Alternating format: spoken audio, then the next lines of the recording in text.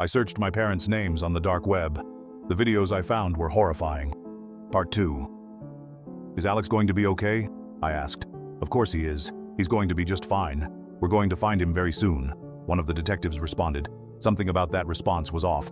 It was like I knew he was wrong. Deep down, I had this slight feeling that I wasn't going to see him ever again. I remembered the text messages, however, and pulled out my phone to show it to the detective. He texted me this morning. What if this has something to do with him going missing? I said swiftly. As he began reading them, his expression quickly changed. It was like it got worse. He told me they needed to keep my phone for now to investigate the text messages, and said they would give it back to me later. I stayed around the house for a while, not just because I missed Alex, but because I wanted to comfort his parents. They cared about me a lot, and it hurt to see them like that. His mother couldn't stop crying. Eventually, however, I went into Alex's room to see if I could find anything that might give a clue about why he went missing.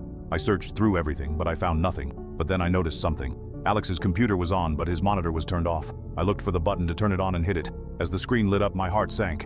He was on the dark web. Obviously, this was normal, but for some reason, he had dozens of different tabs opened.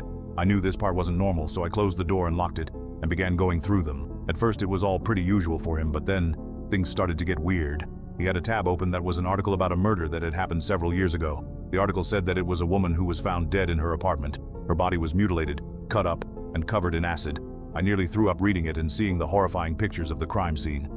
Follow for part 3.